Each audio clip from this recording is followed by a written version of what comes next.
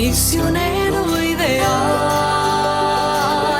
Oh Claret, mi buen amigo, por el mundo voy contigo al encuentro del Señor.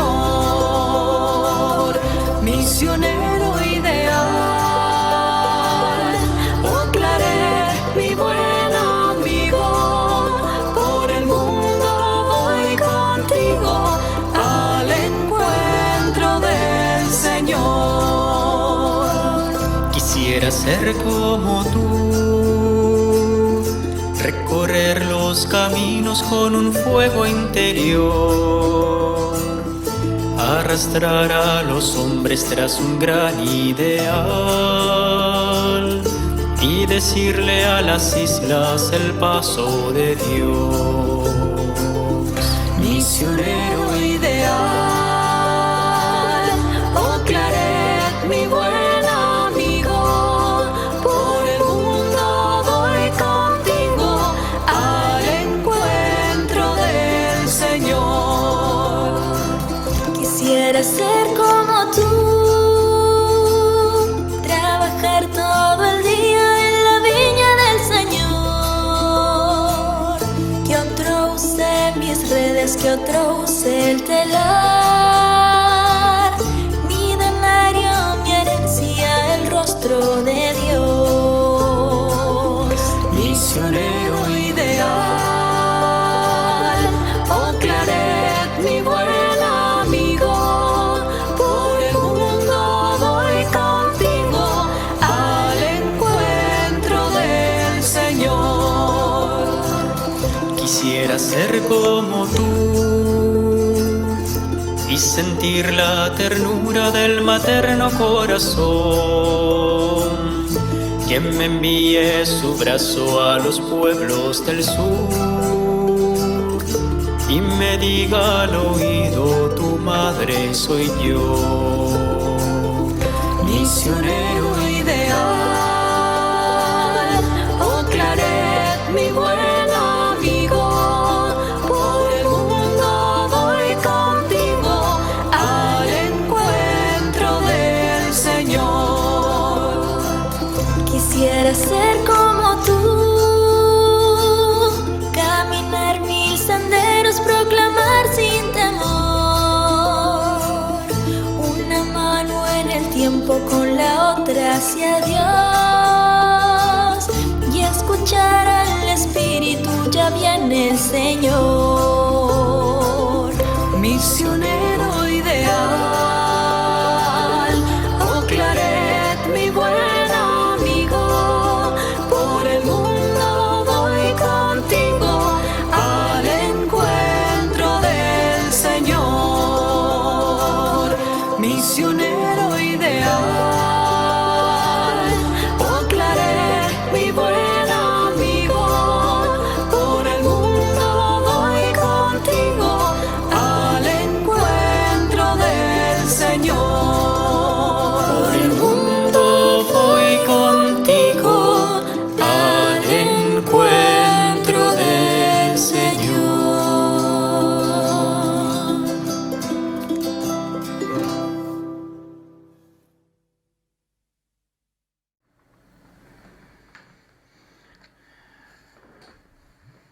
Buenos días, hermanos, hermanas, bendiciones. Que la paz de Dios esté con todos ustedes y sus familias. Bienvenidos a hoy, viernes, día 5 de marzo del 2021, viernes de la segunda semana del tiempo de Cuaresma. Vamos a iniciar las Sagradas Escrituras que corresponden con el día de hoy. Lectura del libro del Génesis. Capítulo 37, versículos del 3 al 4, del 12 al 13a, del 17b al 28. Ismael amaba a José más que todos los otros hijos, porque le había nacido en la vejez, y le hizo una túnica con mangas. Al ver sus hermanos que su padre lo prefería a los demás, empezaron a odiarlo y le negaban el saludo. Sus hermanos transformaron a Siquem con los rebaños de su padre. Israel dijo a José: tus hermanos deben estar con los rebaños de Siquem. Ven, que te voy a mandar donde están ellos. José fue tras sus hermanos y los encontró en Dotán. Ellos lo vieron desde lejos y antes de que se acercaran, maquinaron su muerte. Se decían unos a otros: ahí viene el soñador, vamos a matarlo y a echarlo a un aljibe. Luego diremos que una fiera lo ha devorado. Veremos en qué paran sus sueños. Ojo, esto Rubén, intentando salvarlo de sus manos, dijo: no le quitemos la vida. Y añadió: no derraméis sangre, echarlo en ese aljibe, aquí en la estepa, pero no pongáis las manos en él. Lo decía para librarlo de sus manos y devolverlo a su padre. Cuando llegó José al lugar donde estaban sus hermanos, lo sujetaron y le quitaron la túnica con mangas que llevaba puesta. Lo cogieron y lo echaron en un pozo. El pozo estaba vacío, sin agua. Luego se sentaron a comer y al levantar la vista vieron una caravana de ismaelitas que transportaban en camellos goma, bálsamo y resina de Galad a Egipto. Judá propuso a sus hermanos: ¿qué sacaremos con matar a nuestro hermano y con tapar su sangre? Vamos a venderlo a los ismaelitas y no pongamos nuestras manos en él, que al fin es nuestro hermano y carne nuestra. Los hermanos aceptaron, y al pasar unos mercaderes madianitas tiraron de su hermano y sacándolo a José del pozo, lo vendieron a unos ismaelitas por 20 monedas de plata. Estos se llevaron a José a Egipto. Palabra de Dios, te alabamos, Señor. Salmo responsorial, Salmo 104, dice lo siguiente: recordar las maravillas que hizo el Señor. Llamó al hambre sobre aquella tierra, cortando el sustento de pan. Por delante había enviado un hombre, a José, vendido como esclavo. Recordar las maravillas que hizo el Señor. Le trabaron los pies con grillos, le metieron el cuello en la argolla, hasta que se cumplió su predicción, y la palabra del Señor lo acreditó. Recordar las maravillas que hizo el Señor. El rey lo mandó desatar. El Señor de los pueblos le abrió la prisión. Le nombró administrador de su casa, Señor de todas sus posesiones. Recordar las maravillas que hizo el Señor. Lectura del Santo Evangelio según San Mateo. Gloria a ti, Señor. Capítulo 21, versículos 33 al 43 y del 45 al 46. En aquel tiempo dijo Jesús a los sumos sacerdotes y a los ancianos del pueblo: escuchad otra parábola.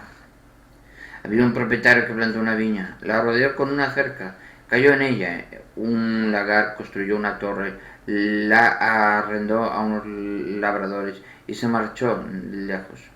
Llegado el tiempo de los frutos, envió sus criados a los labradores para percibir los frutos que le correspondían.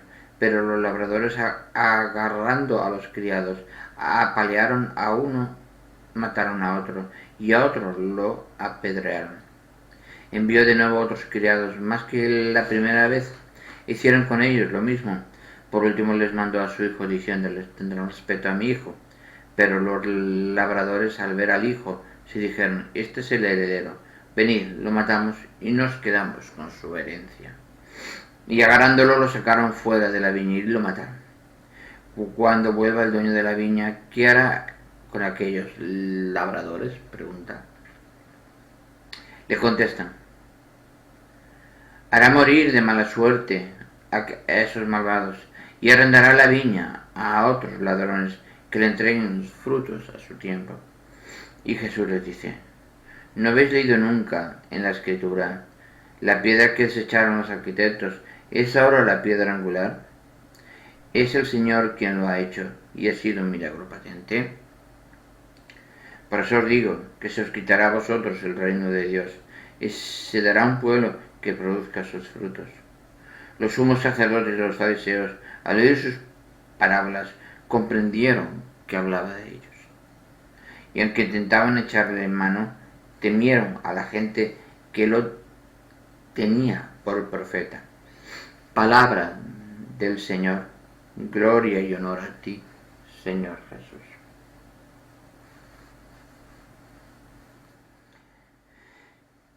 Vamos a escuchar, hermanos, la reflexión que nos da, es muy importante la reflexión que nos da nuestro hermano José Luis Latorre, el misionero claretiano, de lo que significa para todo, lo que debe significar para todo cristiano católico las Sagradas Escrituras de hoy. Vamos allá. El Evangelio nos presenta la parábola de la viña arrendada a los labradores. La viña representa en primer lugar el pueblo de Israel. Dios lo plantó y la dejó en las mejores condiciones para que diera su fruto y la confió a los cuidados de los labradores. Estos se negaron a ofrecer el fruto que producía. Despreciaron además a sus enviados e incluso al mismo hijo. Merecían ser despojados de los dones recibidos. Pero Dios, siempre fiel, aunque nosotros seamos infieles, les concedió una nueva oportunidad de conversión. Ahora la comunidad cristiana es la heredera del antiguo pueblo de Israel, que no supo dar los frutos que se esperaba de él. Misión y responsabilidad grande, producir los verdaderos frutos del reino, viviendo el amor, la justicia, la fraternidad y comunicarlos por todas partes. Este es el vino bueno de la viña del Señor, que la Iglesia debe ofrecer a todos los hombres del mundo. Y dentro de la comunidad cristiana, cada bautizado es un sarmiento mimado y cuidado de esta viña del Señor, que tiene la responsabilidad de dar un buen vino, para que los hombres se salven. Los dones y las gracias recibidas gratis no son solo para uno mismo, sino para compartirlos. Y así más personas conozcan y glorifiquen y alaben a Dios. Aquellos labradores mataron a los criados y al hijo lo echaron fuera de la viña y lo mataron. Aún hoy seguimos matando al hijo. Cada 7 segundos muere un niño de hambre. Miles de personas caen víctimas de las guerras o a causa de la marginación, de las persecuciones políticas y religiosas, a causa de la injusticia social y económica reinantes, y los echamos fuera de la viña y no les permitimos beber el buen vino de la viña del Señor. A veces nos queremos dueños de la viña y de sus frutos y nos parece bien tener que compartir con otros. El Papa Francisco comenta esta parábola así: la misericordia es el vino nuevo de la viña del Señor. La gran novedad del cristianismo, un Dios que, a pesar de estar desilusionado por nuestros pecados, no olvida su palabra y sobre todo no se venga. Dios no se venga, Dios ama y nos espera para abrazarnos. Cada cristiano tiene la misión de ser la viña del Señor en todos los ambientes, incluso en los más alejados, y llevar allí el vino nuevo de la misericordia del Señor. Muchas gracias, hermano José Luis Latorre, por tu reflexión. Digo muchísimo más. Nosotros no debemos ser cada uno viña nueva. Debemos ser vid nueva, la planta dentro de una viña. La viña del Señor, el pueblo de Dios, es la Iglesia. Y la viña es cada cepa de vid, es cada uno debemos ser nosotros.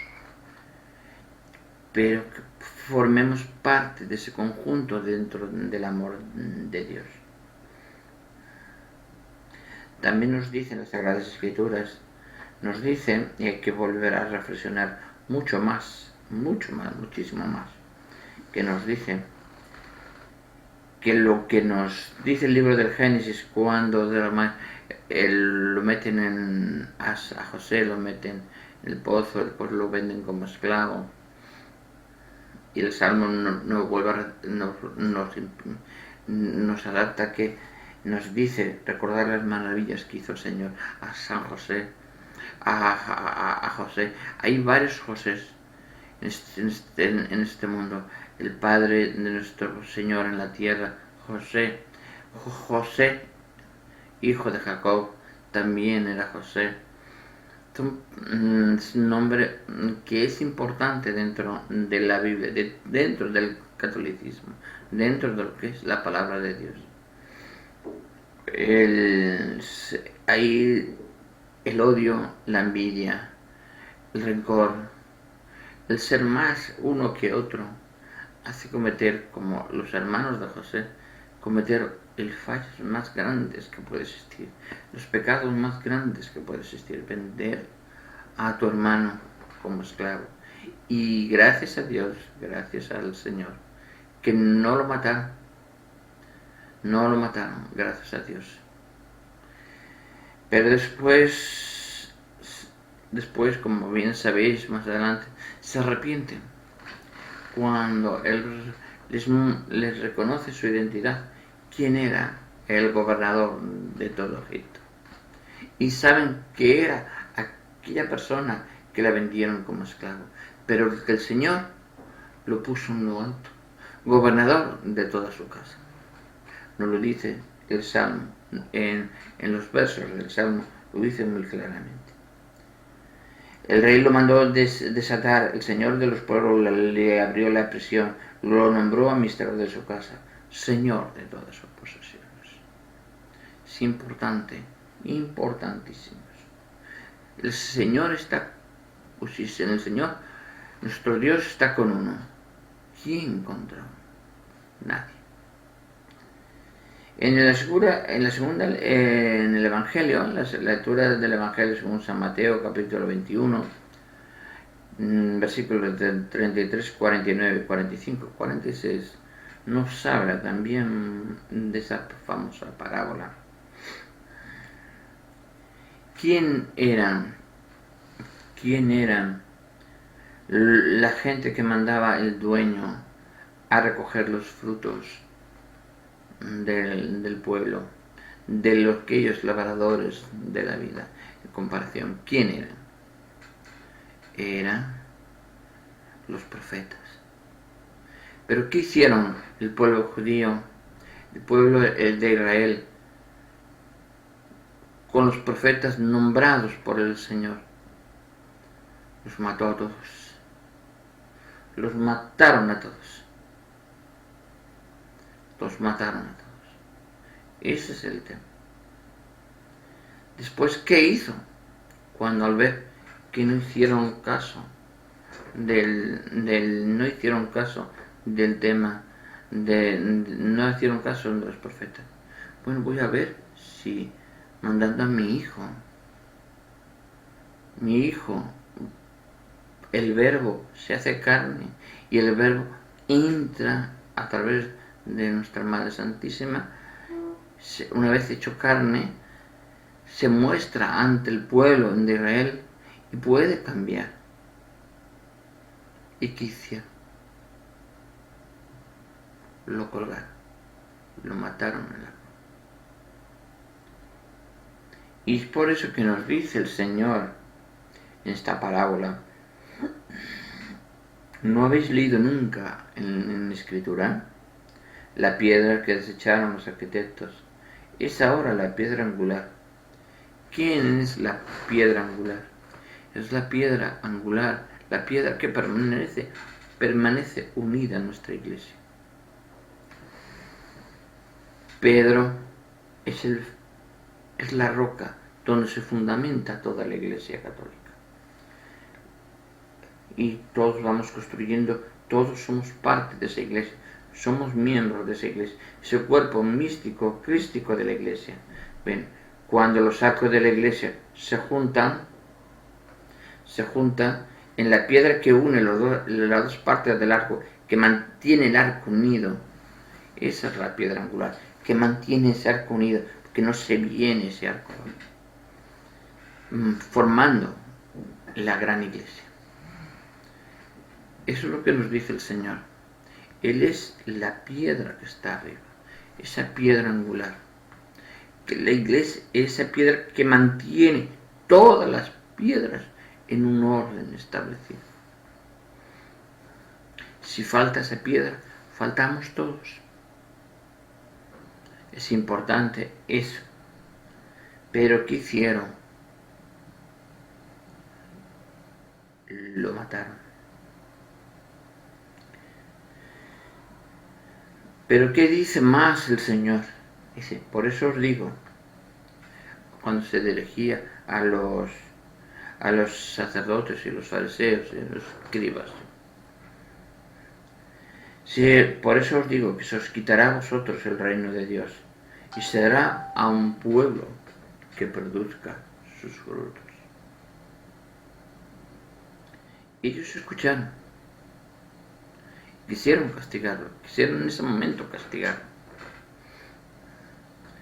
pero no se atrevieron. ¿Por qué? Por el miedo que tenía, por temieron a la gente que se les echara encima, porque la gente reconocía a nuestro Señor Jesucristo como un profeta. Y si tocaban al profeta, ahí es cuando se podían ver con toda la ira del pueblo, la verdadera ira, la verdadera despertar del león de Judá. Por eso, ¿qué hicieron los escribas y los profetas? Se apartaron, no hicieron nada. Pero al final, pues, nuestro Señor cuelga, pues, lo colgamos en la cruz, pero se colgó Él voluntariamente, porque renunció a su condición de Dios para aferrarse a su condición de hombre, de carne humana, de persona, de humano, del Hijo del Hombre, por eso Hijo del Hombre, y clavarse en la cruz, porque nos sacó Él de la cruz, estábamos toda la humanidad condenada, y se puso Él en su lugar, en lugar nuestro se puso Él, siendo que Él nunca había pecado, era un hombre sin pecado, de corazón puro y limpio, como porque en Él radica la luz del Padre. Por eso les digo, por eso los digo claramente, que tengan referencia, control a lo que les dice nuestro Señor Jesucristo, siempre. El amor de un Padre, el amor de un Hijo, el amor del Espíritu Santo, forma un Dios trino verdadero, único, omnipotente, que llega a nosotros con una gran luz de amor que debe inundar completamente nuestro corazón. Bueno, hermanos, vamos al capítulo 24 del segundo libro de Samuel. El Señor montó en cólera de nuevo contra los israelitas y citó a David contra ellos, diciéndole: vete, haz el censo de Israel y de Judá. El rey dijo a Joab y a los jefes del ejército que estaban con él: recorrer todas las tribus de Israel, desde Dan hasta Berseba, y hacer el censo del pueblo para que sepa yo su número. Joab dijo al rey: que el Señor tu Dios aumente la población otras 100 veces más, y que mi señor el rey lo vea con sus ojos. Pero ¿para qué quiere esto mi señor el rey? Pero el rey mantuvo su orden contra Joab y contra los jefes del ejército, y Joab y los jefes del ejército salieron de la presencia del rey para hacer el censo de la población de Israel. Pasaron el Jordán y comenzaron por Aroet y la ciudad que estaba al fondo del valle. Fueron a Gal y hacia Yaced, y después fueron a Gaal y al país de los hititas, a Gaes. Pasaron a Dan y desde Dan se volvieron hacia Sidón. Fueron luego a la fortaleza de Tiro y a todas las ciudades de los heveos y de los cananeos, y terminaron en Nehueb de Judá, en Berseba. Recorrieron la tierra y al cabo de 9 meses y 20 días volvieron a Jerusalén. Joram dijo al rey, y al resultado del censo del pueblo, había en Israel 800.000 hombres de guerra que blandían la espada, y en Judá 500.000.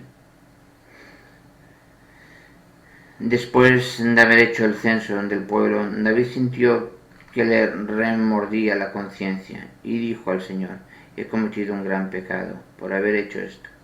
Señor, perdona el pecado de tu siervo, porque he obrado como un insensato. Al día siguiente, cuando se levantó David, el Señor dijo al profeta Gad, a quien David consultaba: anda y di a David, te propongo 3 castigos, elige uno de ellos y yo lo llevaré acá. Gad se presentó a David y le dijo: ¿quieres que venga un hambre de 3 años en tu país, o que tengas que huir durante 3 meses ante tus enemigos que te perseguirán, o que haya 3 días de peste en tu país? Elige y dime qué debo decir al que me envía. David dijo a Gad: estoy en gran aprieto, pongamos en manos de Dios, porque es grande su misericordia, y antes de caer en manos de los hombres. Y David eligió la peste.